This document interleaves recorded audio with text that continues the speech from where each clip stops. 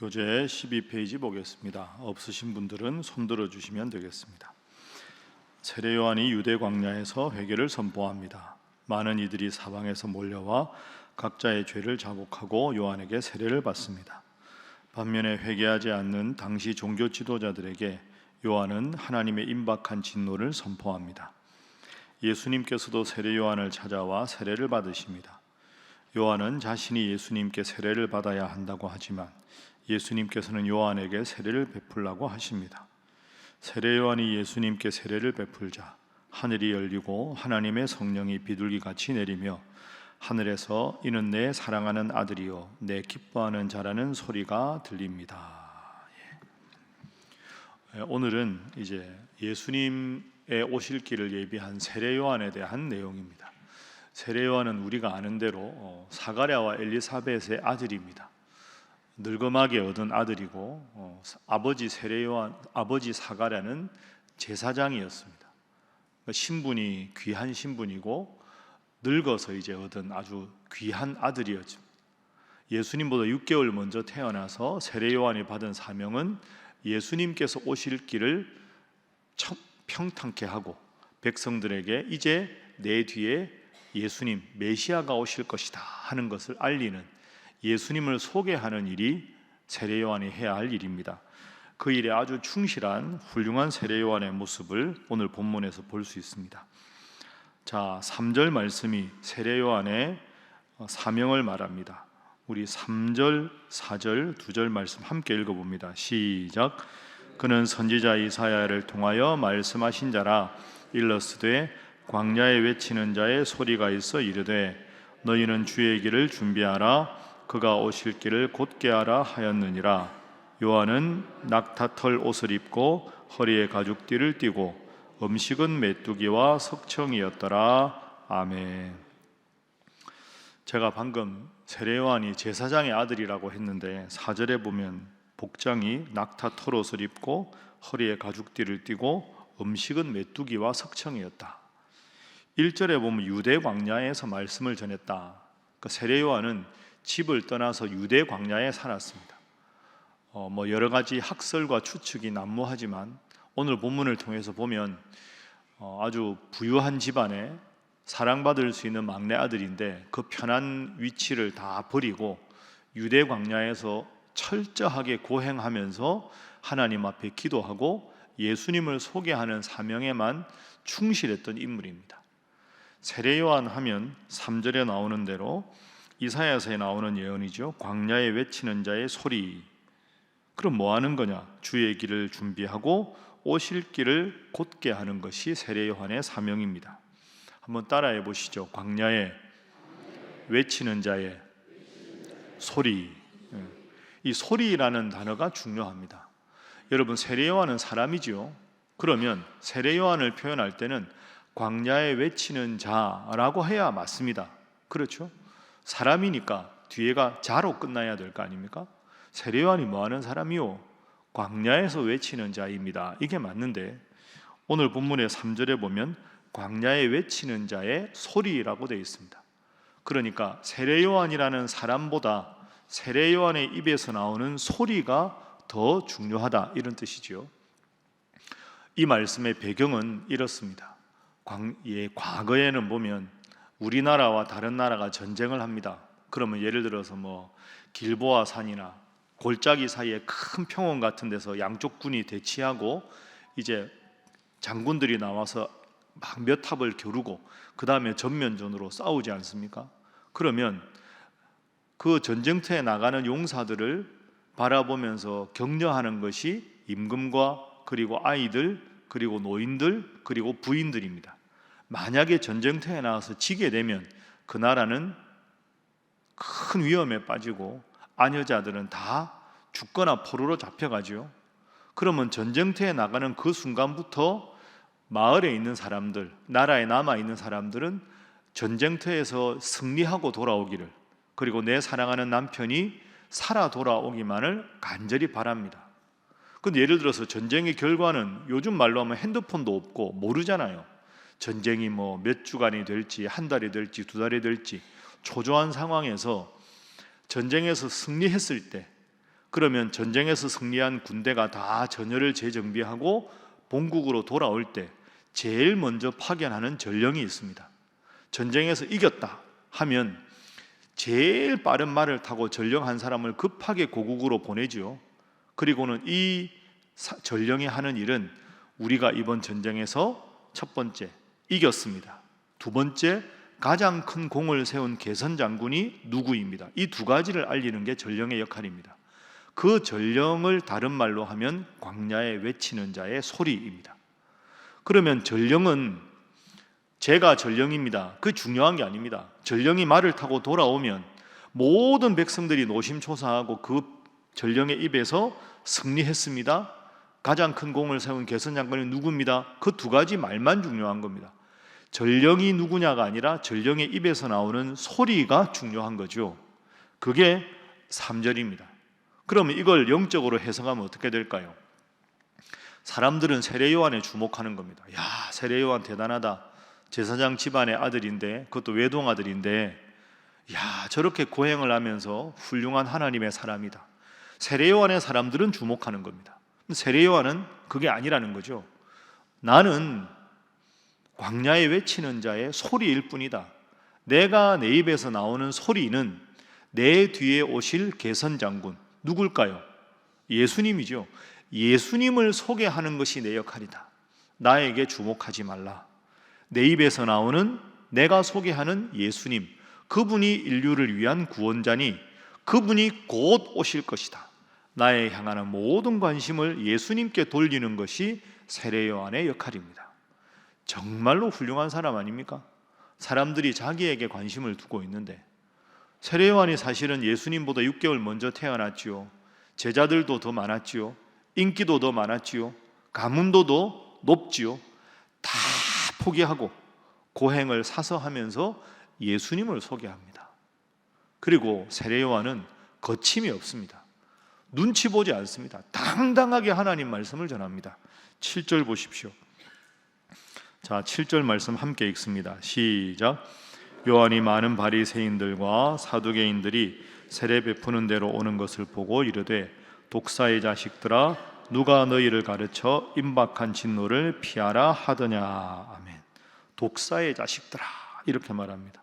그러니까 종교 지도자들, 바리새인 서기관들이 나도 지금 예수님을 소개하는데 구약에 정통한 당신들이 예수님이 곧 오실 것인데 그것에 대해서 아무 말도 하지 않고 그저 자신들의 입장, 자신들의 배불리기에만 급급하느냐. 당신들은 독사의 자식들에 불과하다. 여러분, 성경이니까 부드럽게 독사의 자식들아라고 썼겠지만 이 원문으로 보면 독사의 자식이 아니고요, 좀 표현이 그런데 야이 독사 새끼들아, 뭐 이런 뜻입니다. 그렇지 않겠습니까? 화났는데 독사의 자식들아 이렇게 말하겠습니까? 거침없이 독서를 퍼붓는 겁니다. 너희가 율법에 대해서 안다고? 회개하라. 율법의 완성이 예수님인데, 예수님이 오시는데 예수님을 방해하는 너희들이 무슨 자격으로 여기 왔느냐? 거침이 없습니다. 그 세례 요한은 사명에 충실한 사람, 평생 한결같은 사람, 거침이 없이 말씀에만 당당한 사람입니다. 이 세례 요한을 본받아야 되겠죠. 그래서 오늘 첫 번째 기도 제목입니다. 세례 요한을 본받게 하소서 하는 것입니다.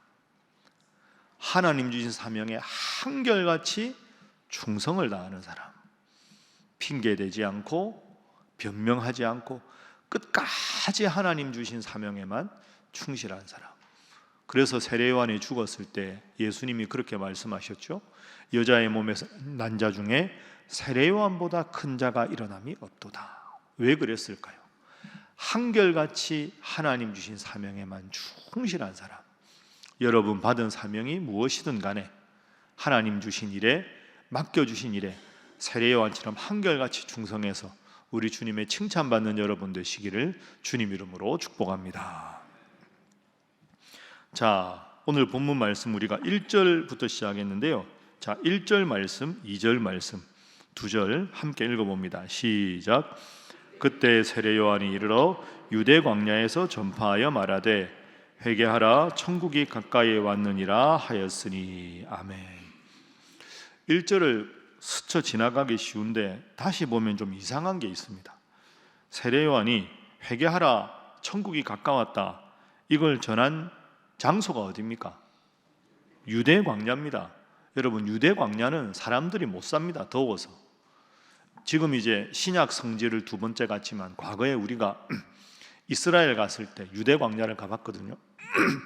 제가 지금도 기억나는데 버스가 유대 광야에 내려서 유대 광야를 잠시 체험했습니다. 너무 더우니까. 작은 가시 너물만 자랍니다.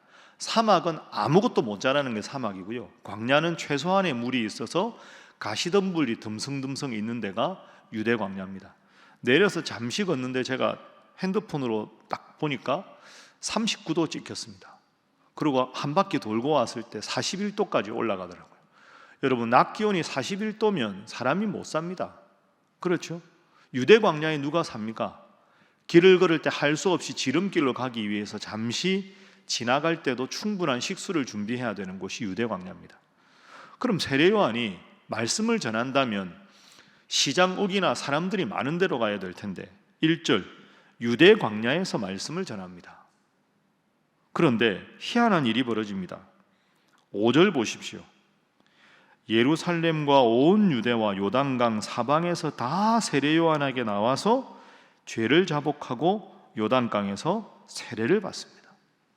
여러분, 이게 아주 중요한 겁니다. 세례 요한은 자기가 전할 말씀을 많은 사람들에게 전하기 위해서 많은 사람이 있는 곳으로 가지 않았습니다. 왜 유대 광야에서 전했을까? 유대 광야에 아마도 세례 요한은 그 성지순례 가보면 그런데 그 석회 동굴 같은 게 많습니다. 그 동굴 같은 게 우리나라보다 훨씬 커서 그 안에서 공동생활을 했을 것이다.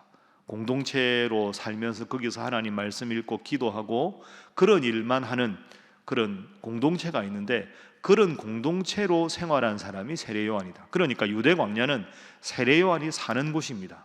세례 요한과 예수님을 기다리는 사람들, 하나님 말씀대로 살고자 하는 사람들, 거기서 말씀을 전했는데 세례 요한의 영적인 권위가 워낙 크니까 사람들이 몰려드는 겁니다. 세례 요한이 예루살렘으로 간 게 아니고 광야에 있는 세례 요한을 보러, 말씀 들으러 사람들이 유대 광야로 찾아온 거죠. 이게 중요한 겁니다, 여러분. 그리고 7절 보십시오. 독사의 자식들아 이렇게 말하고 8절에 회개하라 이렇게 말합니다. 오늘 본문이 중요한 교훈이 있습니다. 사람들의 귀에 듣기 좋은 말씀을 전하는 게 교회의 사명이 아니라는 겁니다. 말씀을 말씀 그대로 선포하면 성도들이, 하나님을 잘 믿고 싶은 사람들이 교회로 모여오는 거지.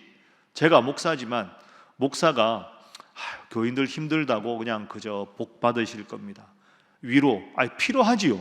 여러분, 예수님 잘 믿으면 복 받는 것도 마찬가지고, 오늘 우리가 임마누엘 찬양대가 아름답게 은혜롭게 했지만 주여 나의 병든 몸을 고쳐주십시오, 기도해야 합니다. 그러나 복음은 그것만이 아닙니다. 세례 요한 보십시오. 회개하라 독사의 자식들아. 여러분, 말씀대로 살아야지 이렇게 살아 되겠습니까? 때로는 말씀의 권위에 힘입어서 여러분들의 잘못을 과감하게 지적할 줄도 알아야 되고, 불의한 상황에 대해서는 하나님은 그걸 원하지 않는다고도 당당하게 말해야 합니다. 성도들의 필요에 따라 목사의 설교가 준비되는 게 아니라 목사를 통해 하나님 말씀이 바르게 선포되면 때로는 마음이 불편하고 힘들어도 그 말씀에 아멘 하는 것, 그게 맞는 겁니다. 그게 교회가 해야 될 일이고 그게 목회자의 설교가 되어야 되는 겁니다. 세례 요한은 거침없이 말씀을 전했는데 그 말씀을 들으러 수많은 사람들이 세례 요한에게 찾아왔다. 이게 중요한 거죠. 오늘 우리 교회로 적용해서 이렇게 기도 제목을 정하겠습니다. 두 번째 기도 제목입니다. 복음의 능력이 온전히 전해지는 교회가 되게 하소서 하는 것입니다. 복음의 능력이 온전히 전해지는 교회가 되게 하소서.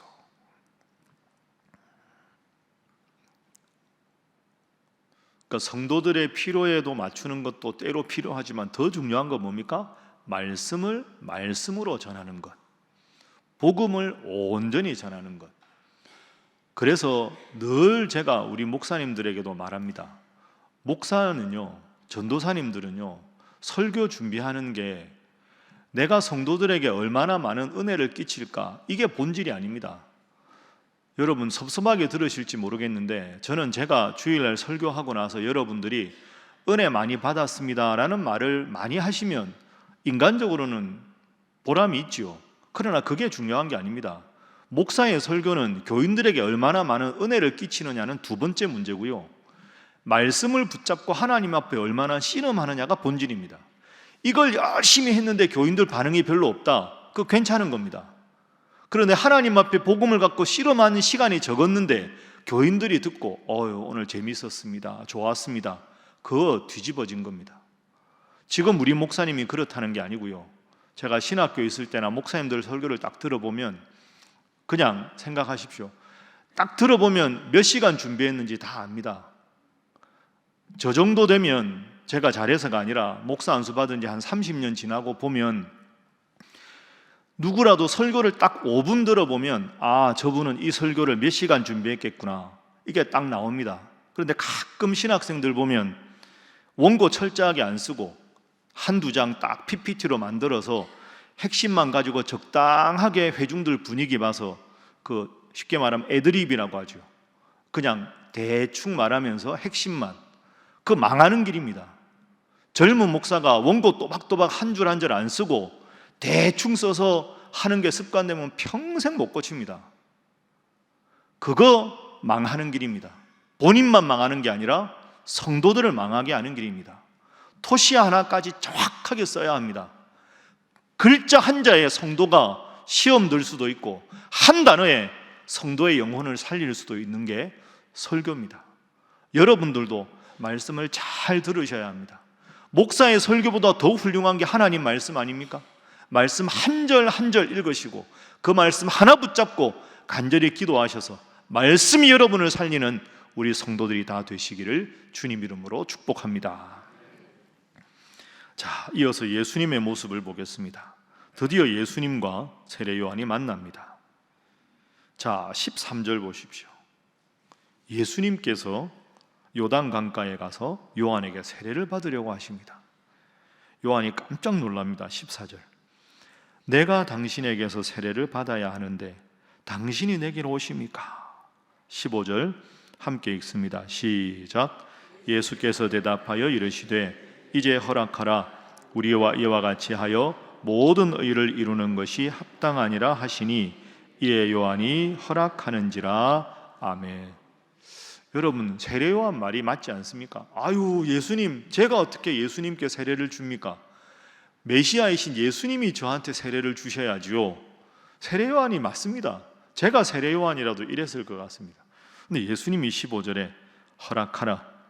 우리가 이와 같이 하여 모든 의를 이루는 것이 합당하다.